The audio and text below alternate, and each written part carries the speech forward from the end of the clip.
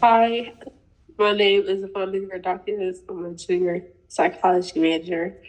My question is, how can modern counselors and health professionals respectfully integrate traditional native healing concepts into practices?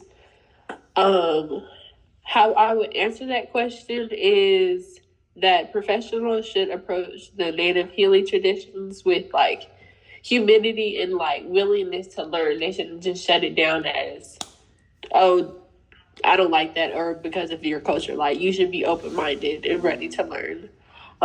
As well as maybe taking it a step further in researching a specific native group and integrating their practices. Like, not just saying, oh, this is a native practice, go into research about their culture.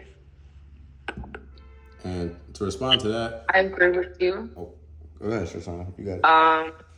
I feel like they should, if they're going to do certain practices of other people's cultures, they should include the people from the culture into their practices. It's research on them without including them.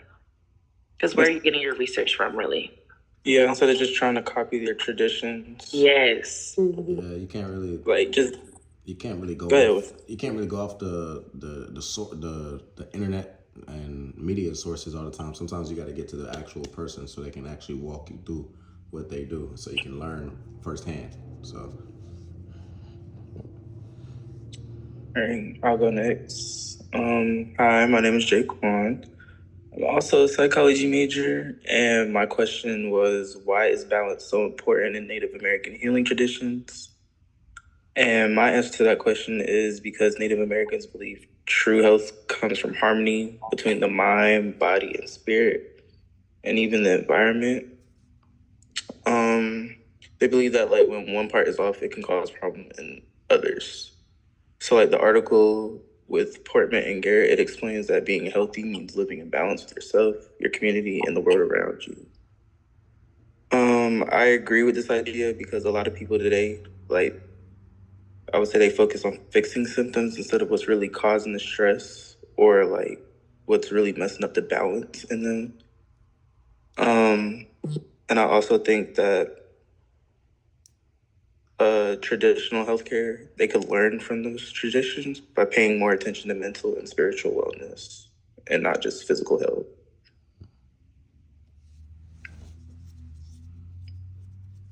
And that was my question. I agree because I feel like I agree with having every aspect of your life, because when you're living a life, you're experiencing all those aspects, meaning you're experiencing your environment, okay, your experience, your social, and things like that. So that makes sense that it's everything. Yeah, because everything needs to work together. That's kind of like mindfulness and wellness. It's kind of like you need to be balanced and centered, or they tell you to stay grounded. They kind of have something. I feel like they practice that a little bit more, a little bit more earthy, maybe. Yeah, it shows that healing isn't only just about medicine or treatment. It's about finding the peace and connection. Yeah, there's a very big focus on mental health right now in 2025 because mental health is. Wait, what is the mental awareness month again? What month is that? Don't they have a whole month for that? Isn't it September? Yeah, it's really and when did that even start? That's a good question. I really want to know when did they start recognizing the mental health month? Because clearly at some point in the past 20 years or a few decades or something, it's gotten serious to where people are actually really concerned about it, and it's a whole month now. So yeah, all right. Anybody have the next question? Isaiah? Okay, so I guess I'm going next. Okay. How do Native American healing traditions connect to socio-emotional development in Hall's Chapter 5? So I used the text and I said Native American healing traditions, as explained by the text, focus on healing the whole person. It's kind of like what you mentioned about being balanced. It like talks about the body, the mind, and your spirit basically, and it talks about community and using the people around you and not just being by yourself, but being whole with the people around you and working with them. So yeah. Anybody have anything to say?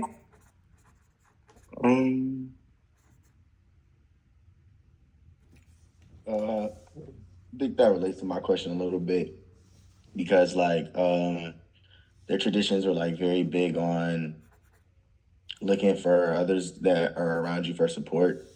And I think even we could do better with that. I think we could also do better, like how Winston was mentioning, mental health month. Like obviously a lot of Black people try to, act like mental health is a myth or not real, but things affect us. And I think we probably back in the day had to go through things with just keep pushing mindset. But now I think we should take more time to really relish in our feelings and think about why things make us feel the way they do. That's a good one. Because, like, I think the whole reason I'm in psychology is really to, talk to I want to, my target group is like the young teenage, like the high school transition to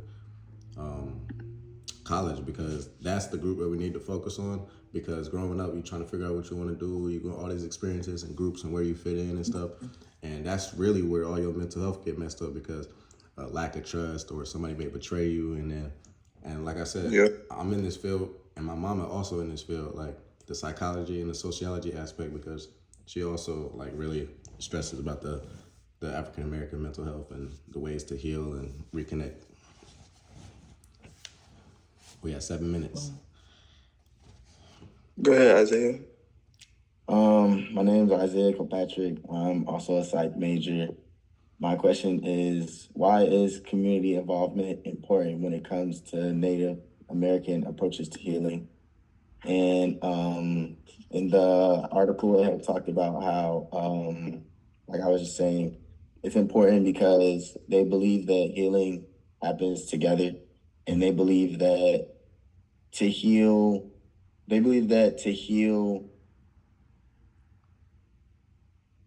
medically, you have to be healed mentally. And so the book I remember talking about, I think like a talking circle or something like that, where they sit around and talk about things that were good for them or bad for them, and like how can they improve. And overall, the answer to the question I just say is that like community involvement was important to them because they felt that being connected to nature and those around them would help heal medically. Yeah, I agree with that because I feel like having support makes a big difference, especially when you're going through something hard. I know from my own experience, when I'm going through something hard, I call on my best friend or anybody around me. I like to be around my friends to go through like hard times instead of being by myself, instead of being inside my thoughts. So I can say I definitely agree with that. Okay, and I'm gonna go for the sake of time. We got a minute 20 left. My name is Winston. I'm a senior and I'm also a psychology major. And my question was, in what ways might reconnecting with nature serve as a form of healing in both native and non-native contexts? And I would say that we all are people, despite the culture. We all come from nature. My belief is that we came from the dirt. So going back into the nature, it just feels natural sometimes when you just listen to all the birds and animals and the nature just chirping. People like to use mud techniques and stuff to just bring back the peace, like you're reconnecting with the earth. And I feel like sometimes if you step out your comfort zone and like you let like someone that lives a completely different life from you show you how they live, then it could really like open like, oh wow, I didn't know that there's really all these other ways to heal than what the traditional American way of healing is. You know what I'm saying? Yeah, and that goes back to what we were talking about in class the other day. Like somebody said, going out to the river, like it makes them feel better. Just hearing the sound of it, like it calms them down and it can be soothing to them. Yeah, like there's literally apps that you can play nature sounds to help you bring you peace and to let you fall asleep. So yeah. And being in the sun is better for you. you know, vitamin D, you know, it's a mood 100%. boost, you know, All right. scientifically. Speaking. That's a wrap. We at 10. Period. To my love. Thank you. All right. See y'all later. All right, y'all. All right, man.